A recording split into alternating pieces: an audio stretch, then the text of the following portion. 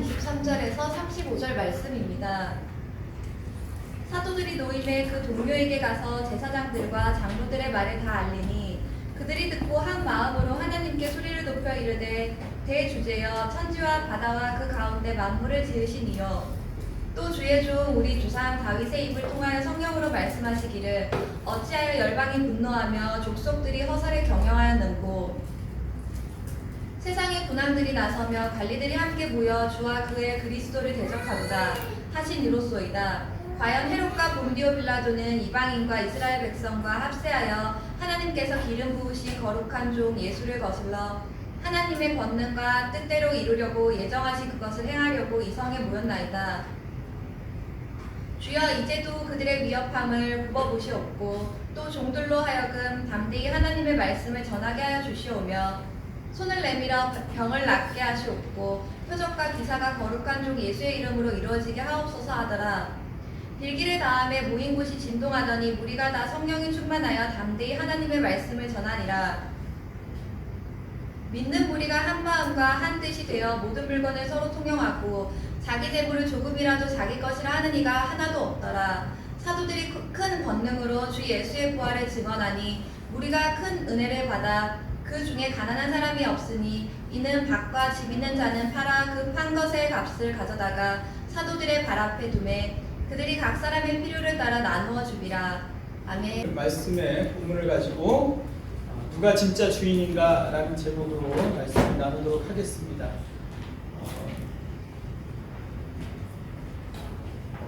여러분 질문을 하나 하겠습니다. 오늘 본문을 가지고 우리가 지금 현실을 살아감에 있어서 현실 속에서 지금 내가 당하는 이 현실이 내가 살아가는 이 현실이 영원한 나라를 향한 준비라고 믿으십니까?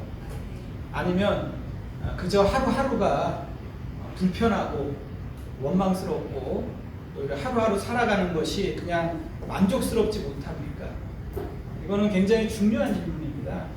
그러니까 내가 지금 살아가는 이 현실, 당면한 이 현실이 영원한 하나님의 나라를 향해 가는 하나의 가정이라고 내가 그렇게 확신이 되는가? 아니면 그냥 하루하루 그저 살아가는 게 현실이 암담하고 불편하고 또 불평스러운가? 이것에 대한 여러분 스스로가 이렇게 질문해 보시기를 바랍니다. 대부분의 사람들은 현실이 만족스럽지 못합니다. 왜 그렇죠? 그 이유는 뭐냐 하면 이 현실이 내가 생각하는 대로 펼쳐지지 않기 때문이에요. 내가 생각하는 대로 이 현실이 내가 뜻하는 대로 이 현실이 펼쳐지지 않기 때문에 늘 불만스러운 것입니다. 근데 여러분 신앙이라는 것, 믿음이라는 것은 뭐냐면 우리가 기독교 안에서 여러분 신앙이라는 것을 잘 정의를 내려야 돼요. 왜냐하면 신앙에 대한 정의를 못 내리면 헤매게 됩니다. 신앙생활이 그냥 향방 없이 움직이는 하나의 삶이 되어버려요. 여러분 신앙이라는 것은 다시 말하면 내 뜻을 내려놓고 하나님의 뜻을 찾아가고 알아가는 게 신앙이에요. 왜 그럴까요, 여러분? 그 이유는 우리는 어떤 사람이에요? 자기 만족과 탐욕과 쾌락이 최고 우선순위에 있는 사람이에요. 그것을 성경은 죄라고 얘기하는데 인간은 자기중심적이란 말이에요. 탐욕과 쾌락과 자기 만족이 우선순위 있는데 그건 결국 뭐예요? 나에게 행복을 가져다 주는 게 아니라 결국은 멸망으로 이끌어가는 거죠. 그렇기 때문에 결국은 내 뜻을 내려놓는다는 건 뭐냐면 하나님 앞에서 지고주신한 그 사랑을 발견함으로 인해서 참된 평화를 누리게 된다는 거예요. 여러분 그게 굉장히 중요합니다. 오늘 본문에 보면 여러분 지난주에 이어서 보면 베드로와 요한이 어떻게 돼요? 그 사람들이 건의자들이 말하자면 협박하고 공갈쳐서 내보내요. 그들이 전하는 것 때문에 그들을 투옥시키고 가두고 그 다음에 협박해가지고 너희들이 그걸 전하면 너희들 죽일 거야. 그래서 생명의 위협을 받는 거예요. 그러한 상황 속에 있다가 그들이 풀려나는 거죠. 여러분 성경이 저는 좋은 이유는 뭐냐면 말씀이 좋은 이유는 이 하나님의 말씀은요 여러분 시공간을 초월해서 오늘 나에게 말씀하시는 거예요. 그러니까 베드로와 요한이 여러분인 거예요. 그들에게 해당되는 말씀이기도 하지만 중요한 건 뭐예요? 시간과 공간을 초월해서 오늘 내게 이 말씀이, 이 본문이 나에게 지금 말하는 거예요. 너가 이런 현실에 처해 있을 때 이 현실이 천국을 향해 가는, 영원한 나라를 향해 가는 하나의 가정으로 믿을 수 있겠느냐. 베드로가 요한이 처해 있는 현실이 뭐예요? 그냥 위협적이라고요. 생명의 위협과 공갈이 있는 시간이에요. 점점 더 강도는 강해질 거라고요. 근데 이러한 현실이 그들이 어떻게 받아들였어요? 영원한 나라를 향해 가는 하나의 가정으로 받아들인 거예요. 그냥 불평스럽고 불만스러운 게 아니라, 이해가 되십니까? 그래서 그들을 위협하고 이제 전하지 말라 그랬는데 그들을 죽일 수는 없는 거예요. 왜 그랬을까요? 많은 사람들이 다 아는 거예요. 본 거예요. 그 안질병에 일어난 걸 모든 사람이 봤고 공회 앞에서 그들이 얘기했기 때문에 그들을 어떻게 할 수가 없어요. 군중이 무서워서. 그렇죠? 그래서 그냥 돌려보낸 거예요, 이것만은. 그래서 그들이 돌아가서 사도들이 동료들에게 이제 얘기하는 거예요. 내가 이렇게 공회 앞에 서서 예수님의 십자가의 죽으심과 부활하심을 선포했다. 그랬더니 그들이 어떻게 돼요? 그들이 그 얘기를 듣고 한 마음으로 하나님을 높이면서 이렇게 얘기하는 거예요. 뭐라고 얘기합니까? 이르되 대주제여 천지와 바다와 그 가운데 만물을 지으신 이시오. 이렇게 기도문이 시작이 되는 겁니다. 여러분, 이 기도문의 요점은요, 두 가지예요. 뭐겠습니까? 첫째는 여기 말한 것처럼 하나님은 뭐라고요? 대주제다. 그럼 뭐예요? 하나님이 역사의 주인이시며 창조주이시다 라고 고백하는 거예요. 첫째 뭐라고요? 하나님이 역사의 창조주고 주인이시다. 두 번째는 뭐겠어요? 그렇게 얘기하니까 그들이 뭐라고 얘기합니까? 25절부터 보세요. 열방이 분노하며 족속들이 허사를 경영하고 세상의 군왕들이 관리들이 함께 모여 주와 그의 그리스도를 대적하는도다. 그렇게 얘기하면서 29절이 나오는 거예요. 29절이 뭐라고 얘기합니까? 그러면서 29절에 주여 이제도 그들의 위협함을 굽어보시옵고 또 종들로 하여금 담대히 하나님 말씀을 전하게 하시오며 손을 들어 병자가 낫게 하시고 표적과 기사가 그리스도 예수의 이름으로 일어나게 해주세요. 이렇게 얘기하는 거예요. 이 말이 뭐예요? 두 번째, 한마디로 요약하면 하나님이 역사를 주관하시고 하나님의 뜻대로 그 역사가 펼쳐진다 얘기하는 거예요. 다시 정리합시다. 이 말은 뭐냐 하면 하나님께서 온 우주의 주제시다, 주인이시다, 첫 번째 얘기하는 거예요. 선포하는 거예요. 그러면서 뭐라고 얘기합니까? 그러니까 온 세상이, 열방이 함께 모여서 허사를 경영하고 그들이 그리스도를 대적하고 군왕들이 모이고 모든 사람들이 모여서 뭐 한다고요? 예수 그리스도를 대적하기 시작하는 거예요. 그랬더니 하나님 뭐예요? 하늘에서 웃으시며 이렇게 얘기하는 거예요. 하나님 우리를 보시옵소서. 이 위협함을 보시옵소서. 사도들이 뭐라고 얘기합니까? 그럼에도 불구하고 병자가 낫고 그 다음에 하나님의 그 뭐예요? 치유 역사가 일어나고 기적이 일어나고 이거만 하나님은 역사를 중단하지 않는다. 결론이 됐습니까? 아무리 방해해도 하나님의 뜻이 중단된다 안 된다? 안 된다는 얘기를 하고 있는 거예요. 역사는 온 세상이 하나님의 역사를 방해하죠. 사탄이 하는 일이 뭐겠어요? 하나님의 일을 해방하는 거예요. 그 하나님의 일 중에 뭐가 있겠어요? 여러분의 구속을 막는 거예요. 여러분의 변화를 막는 거예요. 하나님의 뜻은 뭐예요? 다시 말하면, 뒤집어서 말하면 간단해요. 나의 변화를 이루게 하는 거예요. 여러분, 이것이 바로 이들이 가진 역사가 아니에요. 베드로와 요한이 가진 역사가 아니에요. 세상을 향해서 세상이 나를 대적하는 것, 나를 위협하는 것은 당연한 것이다 생각하는 거예요. 이 세상이 나를 불편하게 만드는 것은 당연한 것이다. 나는 그럼에도 불구하고 하나님은 역사의 주인이시다. 이걸 믿는 세계관. 이것이 기독교인이 갖는 세계관이야. 여러분 오늘 현실을 살아가는 데 있어 두렵습니까? 생각해 보세요. 하나님의 섭리라는 게 뭐죠? 하나님의 섭리는 하나님이 모든 것을 그 예정하신 뜻대로 그가 계획하신 대로 이루어 가시는 게 섭리예요. 하나님의 섭리는 이 피조 세계를, 인간들을 하나님이 이끄시며 보존하시며 다스리신다는 걸 믿는 게 하나님의 섭리예요. 믿습니까? 에베소서 말씀 한번 보시겠습니다. 하늘에 있는 것이나 땅에 있는 것이나 다 그리스도 안에서 통일되게 하려 하십니다.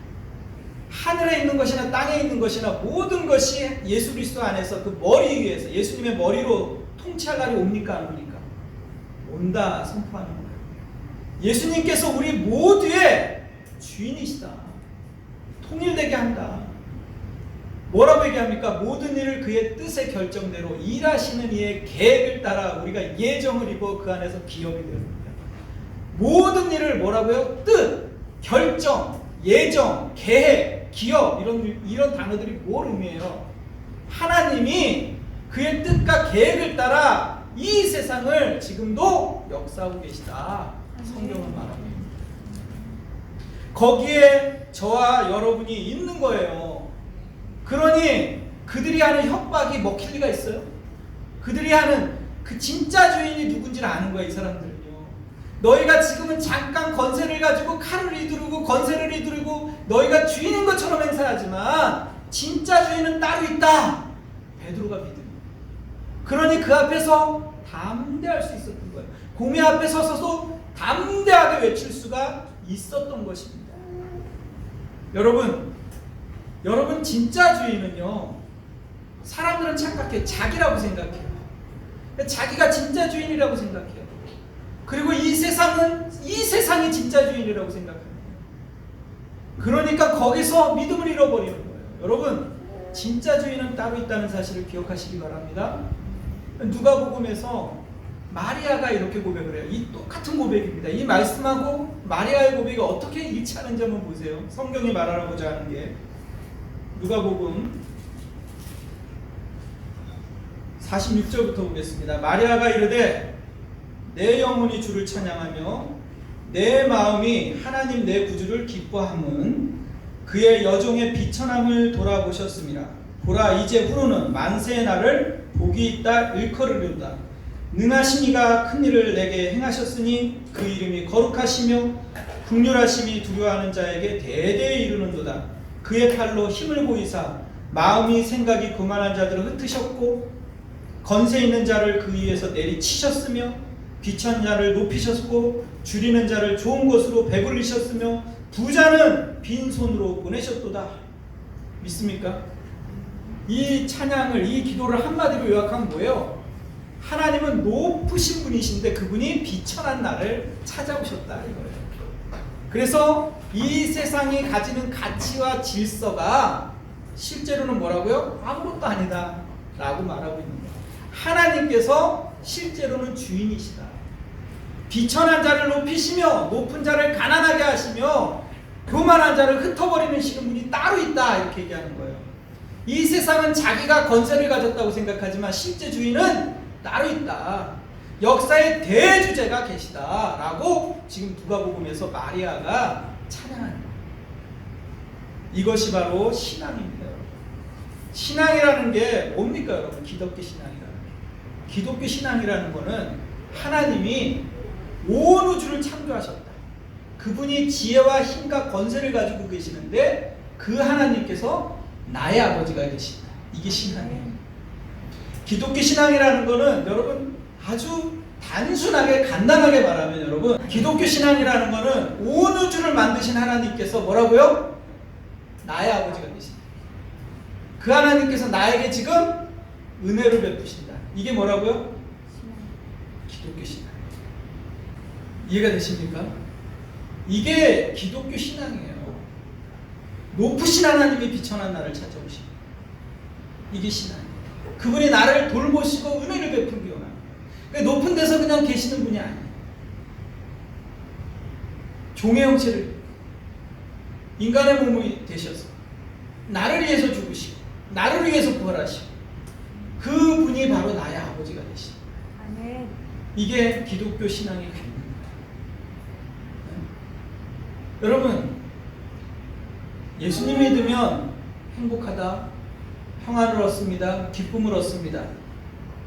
그렇게 신앙생활 할 수 있습니다. 우리가 이렇게 얘기를 해요. 약속을 받아요. 근데 실제로 예수님을 믿고 보니까 행복하고 기쁨을 누리고 평안을 누리지 못하는 거예요. 예수님을 믿으면 분명히 행복하다고 얘기했고 기쁨을 누린다고 했는데 나는 그게 안 되는 거야. 나는 옆에 있는 사람 모르겠지만 나는 그게 안 되는 거야. 정말. 왜 그럴까요? 그 이유는요, 내가 생각하는 행복과 기쁨과 평안이 세상적인 것이기 때문에.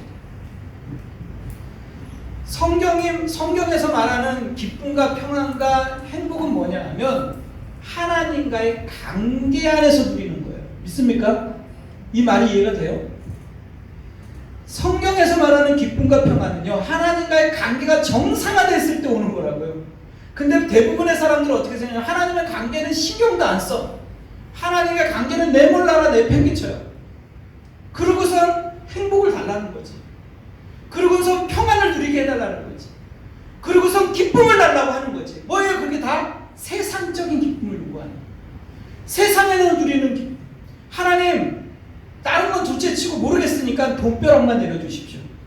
돈독이 좀 오르게 좀 해주세요. 그러는 거예요. 왜? 돈을 좀 진짜 남부럽게 벌어서 떵떵거리면서 예수 믿어봐. 큰 소리 좀 쳐보게. 내가 바라는 건 뭐냐면 애가 공부도 안 했는데 서울대 떡 붙는 거예요. 그래서 큰 소리 한번 쳐보고 싶은 거예요. 다 뭐예요? 세상적인 거예요. 세상적으로 내가 그렇게 남에게 큰 소리 칠 만하게 해서 뭐야고요? 그렇게 해서 기쁨을 얻고 행복을 얻고 누리고 싶은 거예요. 근데 여러분, 하나님이 얘기하는 기쁨과 평안은요, 하나님의 관계 안에서 누리는 거라고요. 하나님께서, 그러니까 뭐예요? 우리가 그것을 제대로 이해를 못하니까 어떻게 돼요? 우리에게 뭐가 찾아와요? 고난과 시련이라는 게 찾아옵니다. 고난 속에서 우리가 이 세상에서 나에게 줄 수 있는 것이 없구나를 발견하게 되는 게 신앙이에요. 여러분, 모세가 어디서 성장을 하죠? 파라오의 궁전에서 자란다.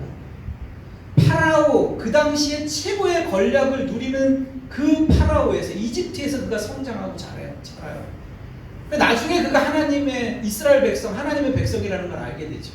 그게 우리라고요, 우리라. 우리라는 인생은 뭐냐면 이 세상이라는 권력 속에서 자라간다고요.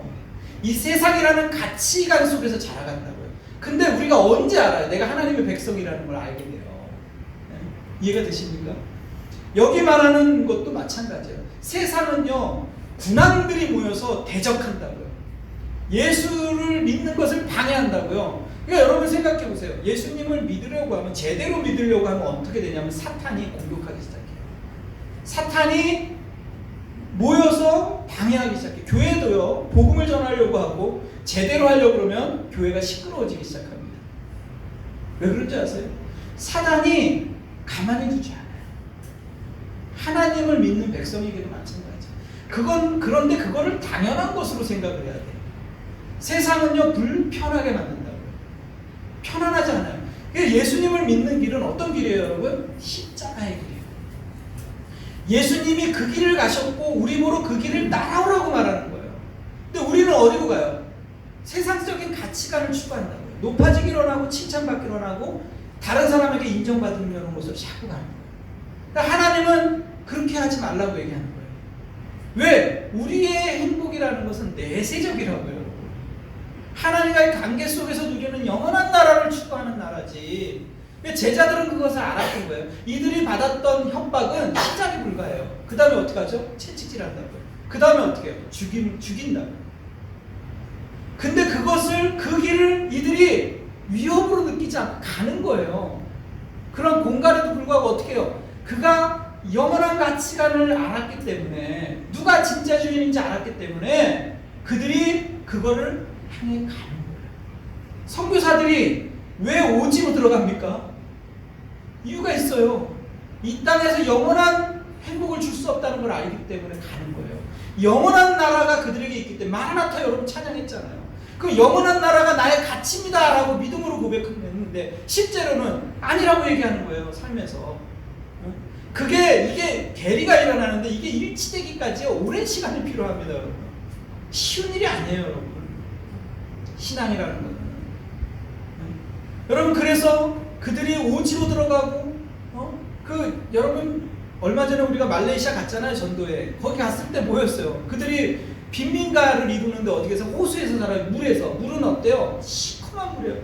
쓰레기가 가득해요, 그 물에. 근데 거기서 그 물 위에서 수상가옥을 짓고 살아요. 왜 그런가요? 난민이기 때문에. 거긴 영토가 아니잖아요. 물이잖아요. 그러니까 거기서 사는 거예요. 거기다가 어떤 선교사는 거기다가 애들에게 학교를 지어주고 아이들에게 수학을 가르치고 영어를 가르쳐요. 땀을 뻘뻘 흘리면서 자기 돈 들여가지고 애들하고 함께 지내요. 왜 그럴까요?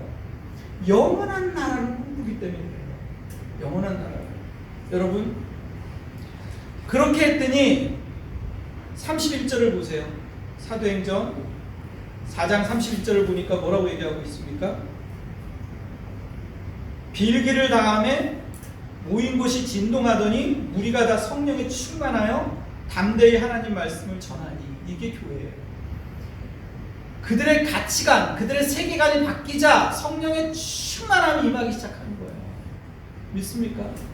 그래서 어떻게 됩니까? 믿는 무리가 한 마음과 한 뜻이 되어 모든 물건을 서로 통용하고 자기 재물을 조금이라도 자기 것이라고 하는 이가 하나도 없더라. 강력한 하나님의 공동체가 탄생을 하게 됩니다. 예수님의 십자가의 죽음과 부활을 경험하는 공동체가 나오기 시작하는 거예요. 그게 무슨 말입니까? 십자가의 죽음, 이 사망 권세, 이 세상의 권세가 더 이상 힘을 쓰지 못하는 하나님 예수님의 부활하심이 능력이 되는 그런 공동체가 나오는 거예요. 그러니까 여기 뭐예요? 한 마음과 한 뜻이 되어 모든 물건을 서로 나누고 자기 재물을 조금이라도 자기 것이라고 하는 사람이 없는 이런 공동체 뭐예요? 세상의 경제 질서가 무너져 버리는 거예요. 세상의 경제는 뭔데요? 돈을 주고 그 가치만큼 사는 거예요, 물건을. 근데 이 나라는 어떤 나라예요? 거저받았으니 거저주는 나라예요. 서로 자기 것을 나누는 나라가, 내 것을 하나도 자기 것이라고 얘기하는 사람이 없어지는 거예요. 뭐야? 하나님이 나에게 맡겨준 거야. 청지기. 내 시간도, 내 생명도, 내가 가지고 있는 것도 내 것이 없는 거야. 왜? 진짜 주인이 따로 있습니까? 아멘? 이것이 성경이 말하는 교회예요. 이게 그냥 하나의 그냥 모델로 그냥 우리가 듣기 좋으라고 한 얘기가 아니라 실제로 하나님의 나라가 이런 거예요. 세상의 나라는 뭐예요? 경쟁하며 싸우며 다투는 나라는 거예요. 거기에는 죽이고 죽고 싸우고 다투고 탐욕만이 존재하는 나라. 그게 뿌리로 내리는 나라예요. 근데 하나님의 나라는 뭐예요? 은혜를 나누는 나라예요. 섬기는 나라고 서로 나눠주는 나라가 되어버린 거예요. 우리 교회가 성령의 충만함을 받으면 새로운 가치관으로 눈을 뜨게 되는 거예요. 믿습니까? 그런 나라가 되는 거예요. 그러니 어떻게 돼요, 여러분? 교회는 계급이 존재하지 않아요. 믿습니까? 계급이 존재하지 않으니까 어떻게 돼요? 장로라는 직분, 권사라는 직분, 집사라는 직분이 무슨 직분이에요 도대체? 부르기 좋으라고 주는 직분이 아니라 뭐라고요? 섬기라고 주는, 우리 권사님 얘기하잖아요. 섬기라고 이렇게 얘기하잖아요. 섬기라는 직분을 주시는 거예요. 그러니까 뭐예요? 남들이 오기 전에 교회로 와요. 교회에 뭐 떨어져 있는 쓰레기 있나 보고 청소도 하고 줍기도 하고 정리도 하고, 그리고 먼저 와서 뒤에 오는 사람들을 인사하고 맞아주기도 하고. 왜 그런 일을 해요? 그게 뭐예요? 섬기기 때문에, 섬기는 나라기 때문에. 교회는 계급이 아니라 섬기는 나라예요. 세상은 그렇지 않다는 얘기예요. 믿습니까? 그러니까 여러분은 잘 알아야 돼요. 그러니까 여러분 교회에 와서 섬기세요. 그게 큰 자예요. 섬기는 자가 큰 자예요. 남들이, 여러분이 그런 거에 대한 욕심을 가져야 돼요. 하나님 나라에 대해서 내가 하나님을 더 많이 사랑하겠다. 하나님의 사랑에 더 깊이 빠져야 되겠다. 내가 더 섬겨야 되겠다. 이런 마음을 가지죠. 하나님은요, 만홀의 여김을 받지 않아요. 다 아세요. 여러분의 마음속에 있는 생각들을 아시는 분이에요. 여러분은 어떤 마음으로 찬양하고 어떤 마음으로 예배드리는지 그분이 아세요. 여러분, 세상은 어떻습니까? 그거를 불편하게 생각하는 거예요. 어떻게 생각하냐 하면, 세상은요 어떻게 생각하냐면, 돈 있는 사람이 먼저 가져야지, 능력제지, 경쟁해야지, 왜 그거를 은혜로 나눠? 말이 안 되는 거예요. 탕자가 아버지 재산을 받아서 유산을 받아가지고 허랑방탕해서 다 써버렸다고요. 그런 탕자를 왜 끌어왔냐 이거예요. 말도 안 된다고 생각하는 거예요. 나는 포도원에 와서 아침 9시부터 저녁 6시까지 일했는데 저놈은 일 다 끝나가지고 마지막 1시간 일했는데 쟤한테 왜 똑같이 나에게 대접을 하냐 이거예요. 세상은 그게 뭐라고요? 불편하다고. 불편하다고. 왜 공정하지 못하다고 생각하는 거야 하나님이. 네? 그러면 어떻게 됩니까? 여러분 세상이 공평합니까? 세상은요 공평하지 않아요. 출발부터 다르다고. 돈 있는 사람들은 금수저라고 얘기하잖아요. 그 사람들은 유아교육서부터 다른 교육을 받아요. 다른 학교를 다니고 여러분 상상도 하지 못하는 선생님을 붙여요. 공부도 다르죠. 여러분 그렇게 공부하는 사람들은 일반 학교 다니는 사람 같아요? 안 되죠 여러분. 그런 사람들이 여러분 정치를 하면 어떻게 돼요? 애국이라는 이름으로 자기 만족을 채우죠. 네? 겉으로는 애국을 얘기하지만 자기 만족을 채운다고요. 모든 직업을 가져서도 마찬가지예요. 왜 그럴까요 여러분? 그 뿌리가 욕심에 있기 때문에 그래요. 자기 만족에 있기 때문에. 그거를 아무리 그럴싸하게 포장을 하지만 속에는 뭐가 있어요? 썩어있기 때문에 썩은 열매가 나오죠. 여러분 잘 보셔야 돼요. 만약에 세상이 능력제라고 생각해 보세요. 얼마 전에 스페이스X 우주 여행 여러분 3개월 동안 갔다 오는 거예요. 거기를 모집을 했어요. 근데 얼마인 줄 아세요? 한 사람당 그 자리수가 좌석값이 600억이에요. 600억. 근데 매진이 됐어요. 이미 돈 있는 사람은 그 자리를 예약을 했단 말이에요. 그러면은 천국도 그런 식으로 생각하면 돈 있는 사람 먼저 가겠죠. 줄 서서 가게. 능력제라고 생각해 보세요. 아마 저는 그 자리가 저까지 안 올 것 같아요. 여러분 하나님의 나라에 대해서 오해하면 여러분 여기 있는 사람 중에 능력제로 하나님 나라에 간다면 갈 수 있어요? 하나님께서 은혜를 베푸세요. 나 같은 자에게 비천한 자에게 찾아오신다. 예수님이 여러분 생각해 보세요. 예수님께서 오셔서 어떻게 했어요? 가난한 자에게 병든 자에게 귀신들을 내어 쫓았다고요. 그게 뭐죠 다? 그 말을 한마디로 말하면 가난한 자, 병든 자, 귀신은 죄 가운데 무너져 내린 인류를 상징하는 거예요. 상징합니다. 인류는 죄 가운데 이미 가난한 상태에 있는 거예요. 헐벗은 상태에 있는 거예요. 그들에게 예수님이 오니까 치유의 역사가 일어나는 거예요. 자기 스스로 높아져 있는 자에게, 교만한 자에게는 어떻게 한다고? 하나님이 흩어버린다고요. 이게 하나님의 능력과 지혜라고요. 스스로 하나님이 필요 없다고 얘기하는 자들, 하나님을 대적하는 이 세상의 무리들, 권력층이라고 생각하는 자들에게 뭐한다고? 하나님께서 흩어버리기 시작합니다. 하늘에서 웃으신다고요. 하나님이요. 하나님이 이 세상의 진짜 주인이라고요. 그거를 아니까 이 사람들이 어떻게 해요? 나누기 시작하는 거예요. 내가 가진 것이 내 것이 아니라는 사실을 깨닫게 되는 거예요. 한 사람도 자기 것을 자기 것이라고 얘기하지 않기 시작하는 거예요. 나누기 시작하는 거예요. 이것이 바로 하나님의 나라가 이 세상에 보여주는 거예요. 그 당시에 어떤 시대였어요? 로마가 팍스 로마나를 주장하는 거예요. 세상이 로마가 평화를 준다 이렇게 주장했던 시대예요. 로마가 온 세상을 통치하는 거예요. 근데 실제로 평화를 얘기하잖아요. 로마가 팍스 로마나를 얘기해요. 근데 평화는 누구에게만 존재하는 거예요? 기득권층에게만 존재하는 거예요. 실제로 식민지 가운데 고통당하는 자는 평화야 아니에요? 아니죠. 전쟁을 통해 이룬 평화인데. 그래서 그들이 내세운 게 뭐예요? 황제 숭배 사상이에요. 황제는 신이다, 신의 아들이다 얘기했다고요. 황제가 다스리는 나라, 통치하는 나라, 온 세상은 그 아래서 평화를 누린다고 얘기했다고요. 실제로 그렇지 않죠. 근데 그러한 시대 가운데 시골에서 그것도 어부들이 뭘 얘기해요? 주는 그리스도시요 살아계신 하나님의 아들입니다. 이런 얘기예요. 주는 그리스도다. 황제라고 얘기해야 되는데, 그리고 그가 하나님의 아들이다, 신의 아들이다 이렇게 얘기하는 자들이 일어나는 거예요.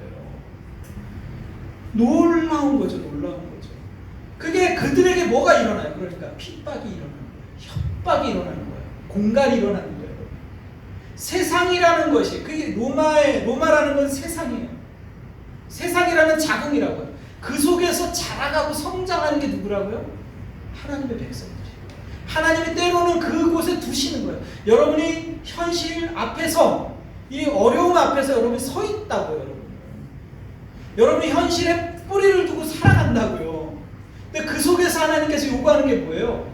여러분 하나님의 백성으로 만들어내는 거예요. 거기에 관심이 있는 거예요. 여러분은 언젠간 여러분의 정체성을 발견한 날이 올 거라고요. 이 세상이 나에게 힘을 줄 수 없구나. 이 세상이 나에게 만족을 줄 수 없구나. 하나님만이 진짜 주인이구나. 이걸 발견하는 게 뭐라고요? 신앙입니다.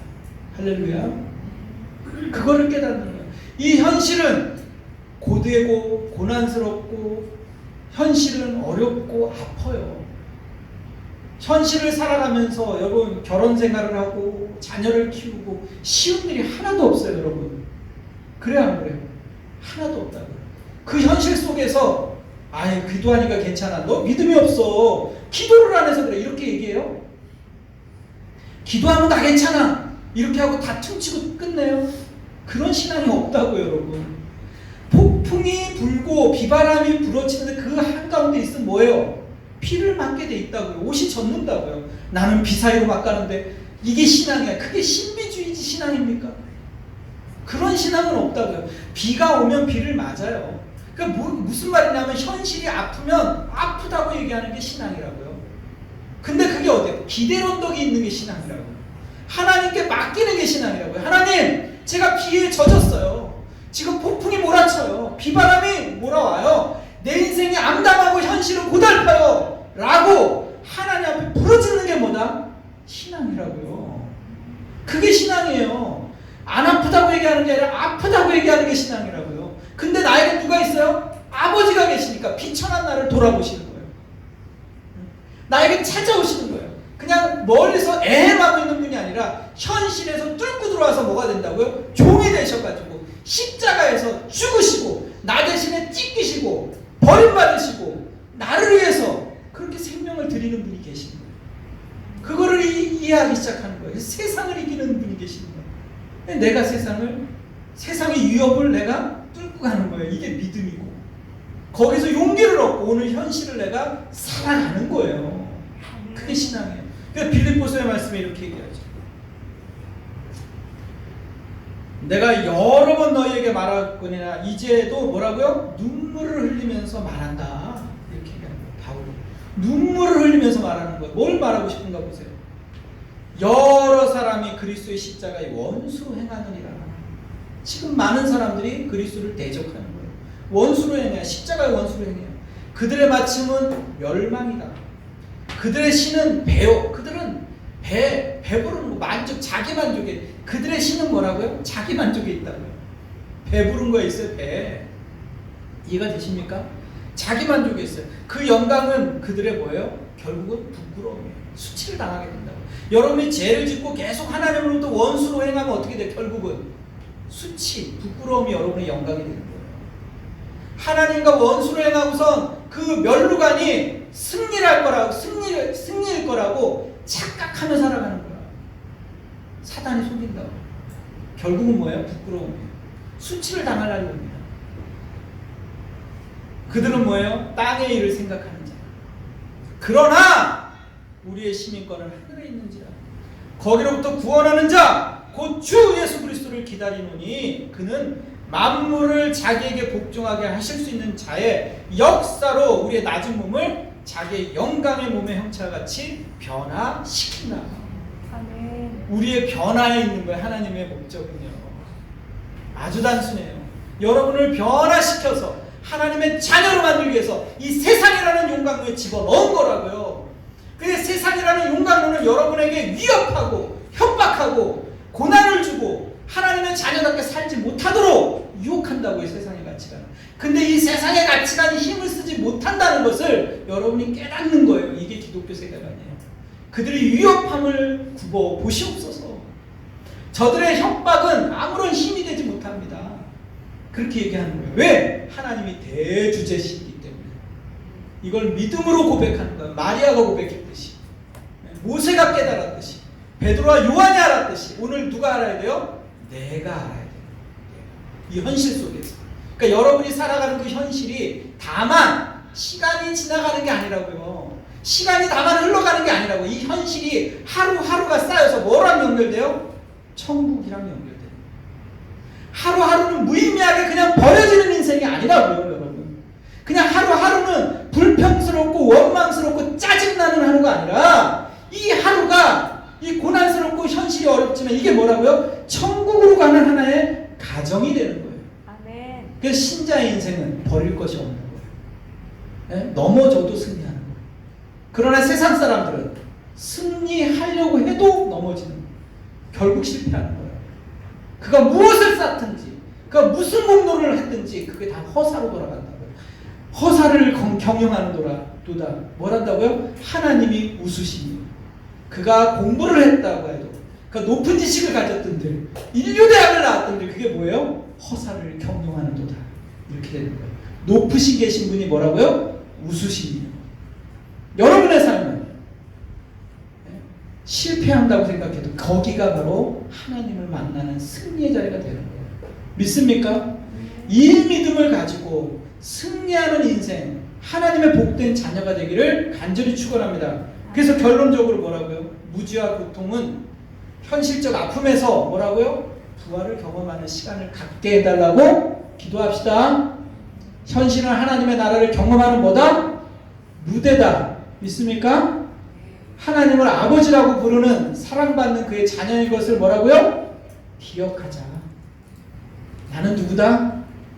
하나님의 자녀다. 그리고 오늘 현실을 넉넉히 이기시는 여러분 되시기를 바랍니다. 함께 찬양하시겠습니다.